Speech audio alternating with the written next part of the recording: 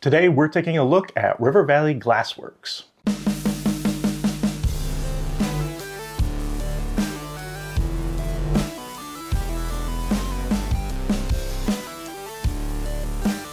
What's up, Brew Crew? Welcome back to Beer City Board Games. My name is Clay, and this is River Valley Glassworks, a 1 to 5 player drafting and pattern building game designed by Adam Hill, Ben Pinchback, and Matt Riddle, published by AllPlay, who kindly provided us with this copy.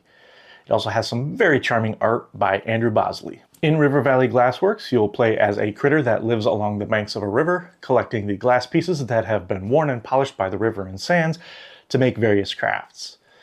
You'll also have to store the glass you find in your glassworks and try not to take too much of it, or you'll end up throwing some of it away, costing you points. Let's head down to the table for a rules overview, and then we'll come back up and I'll let you know what I think. Now, right up front, I do want to say that we are looking at the deluxe edition of the game here, but while there may be some minor differences in setup, gameplay will be the same no matter which version you own. At the beginning of the game, each player will take a Glassworks board, a character board, and a pan tile.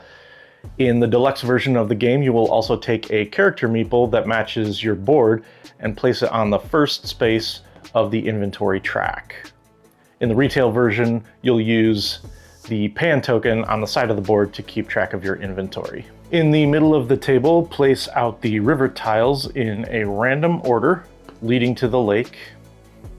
Then, depending on the number of stone symbols on each tile, draw glass pieces randomly from the bag and put them on the tiles.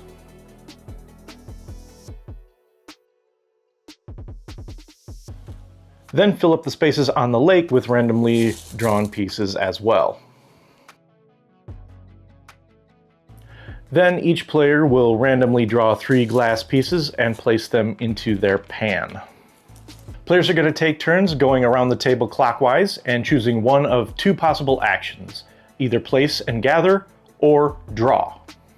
If you choose to place and gather, you'll take one of the glass pieces from your pan and place it on a river tile that matches that piece's shape. Then choose one of the 2 adjacent river tiles and collect all of the glass pieces from that tile.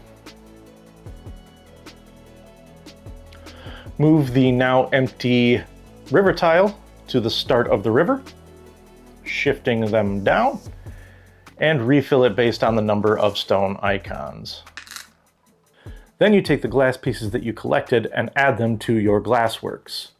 Each column on your board can hold 1 color of glass, and you'll fill the columns up from left to right and from the bottom up. If you take a new color, place it on the bottom space of the leftmost empty column. And if you take more than 1 new color, you can decide which order to place them in. You'll want to pay attention to the color rarity, which you can find here, and the number of points scored for each column, because the columns farthest to the right score more points and can reach higher point totals if you can collect more of that color. If you take a color that you've already collected, then that piece goes in the matching column, filling in from bottom to top. And the last thing you'll do when taking this action is move up your inventory tracker for each glass piece that you took that turn. The other option you have on your turn is to draw. This is basically how you're going to refill your pan with pieces to pay for drafting later on. You'll choose 4 pieces from the lake and add them to your pan. They do not go into the glassworks. Then refill the lake. If you would ever have more than 5 pieces in your pan, or if you take a glass piece from the river and that color's column is already full, then any extra pieces that you can't place are put into your overflow area. Each piece in this area is going to count as negative points at the end of the game. Play is going to continue around and around until someone has put their 17th piece into their glassworks. That's going to trigger the end game. First, Any player who does not have at least 3 glass pieces in their pan will draw pieces until they have at least 3. Then finish the current round and play one more full round. Then everyone tallies up their scores. First, you'll score rows. Look at each row in your Glassworks and score points based on how many spaces from left to right without any gaps that row fills. Score the points along the bottom. Then find your 2 tallest columns and score the points under the highest filled space. If 2 columns are tied, you'll score the leftmost column. Finally, subtract 3 points for each piece in your overflow, and whoever has the most points wins. Now, we also played with the River Glass and Sundries expansion, which has a few different modules that can be added to the game, and I'll talk a little bit more about that in the actual review, but each of the modules are small and very easy to incorporate and don't add a lot of complexity to the game. Okay, so that's a high-level overview of how the game plays. Now let's head back up and I'll let you know what I think. Now, as always, I'll start off by talking about the quality of the components. AllPlay has been doing a bang-up job on production recently, and this is no exception. Now, we do have the deluxe Kickstarter version with the neoprene mat and the acrylic river tiles, but even the retail version of the game looks great, and there's no difference in the way the game is played.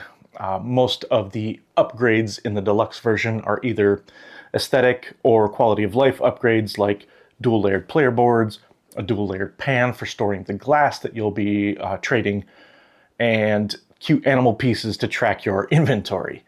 But the production on both versions is great. So when this game was first explained to me, I was told that it is a very light game, which is true. But I went into it expecting it to be float away light, so I was very pleasantly surprised when it turned out that there were some pretty interesting decisions to make. It's far from a complex game, but I would say that the decision making is pretty similar here to the original Azul, with maybe just a bit less agonizing over your decisions. But you do have to be careful which glass pieces you are placing where in the river, because you don't want to set up your opponent with a super juicy spot. You also have to consider which pieces you are going to take from the lake and when is the right time to do that, so that the pieces you have the pieces you need, but without missing out on a river tile that has just what you need to score some big points. I like that there are more colors than there are columns in your Glassworks, so it can get tricky, especially later in the game, to not end up taking glass that will go into your waste pile and cost you points. Not only that, if you fill up a column too quickly, you may run out of room and end up having to throw pieces away for that as well. This is especially true of the more common pieces because it's really easy to fill up the columns with these, but it could put you in a bind if you go too hard on them too early. Now, I feel like I might be overselling these decisions just a bit because generally speaking, we found that it's fairly easy to avoid taking those negative points, but it does require some planning, which I really appreciate. And there will probably be times that the positives would outweigh the negatives and make it worth taking a few overflow pieces now and then. Also, because the glass pieces are different shapes, it would be possible for a player to feel for specific shapes that they are looking for when drawing them out of the bag. But because the river tiles and the lake are refilled at the end of your turn, there's no real guarantee that those pieces will still be available when it gets back to your turn. Plus, the shapes are more useful for drafting pieces, and you can look directly at them when taking them from the lake anyway. Whereas the colors, generally speaking, are more useful for scoring points. And I haven't figured out how to feel the color orange yet. Really, this has been a non-issue in any game that we've played. I think the game plays best with 3 or 4, as it tightens things up a bit and adds to the turn angst. I've not had a chance to play this one solo yet, or at 5 players though, so I can't really speak to either of those. I do know that when you play it with a fifth player, you'll add another color of glass to the bag. We did also get a chance to try the River Glass and Sundries small box expansion, and I will say that if you are interested in this game, but you would like to gamer it up a little bit, then definitely pick up this expansion. It's a small, inexpensive expansion, but adds quite a bit to the gameplay in my opinion. It adds assistance, which will give you a once per game power to use, equipment and river treasures, which will give you personal objectives to score bonus points at the end of the game, lake diving, which makes certain glass shapes more powerful when drafting, and order cards that will make you actually want to overflow some of your pieces, and a flooded market, which makes certain glass colors bad for you to take. I'd recommend just playing with a couple of these modules at any given time, but you can mix up the ones that you use each game to add a little bit of variability to the game as well. Overall, I think this is a really great game. It's lighter than most games that make it high on my favorites list, but that means that it is also super approachable. I think that there's enough here for seasoned gamers to enjoy while not overwhelming new or more casual gamers, which I think puts it in a really great position. I would say that if you are a strictly heavy gamer, you're probably okay giving this one a pass. But I think a lot of people are going to find something to enjoy here. While I think just the base game would have just barely missed it, with the River Glass and Sundries expansion, River Valley Glassworks is going to get our first ever reserve label as being a game that we highly recommend checking out. So that's it for this review. Let me know in the comments if you've had a chance to play River Valley Glassworks, and if so, what you thought of it. I love hearing thoughts and opinions from the community. And until next time, let's get another round for the table.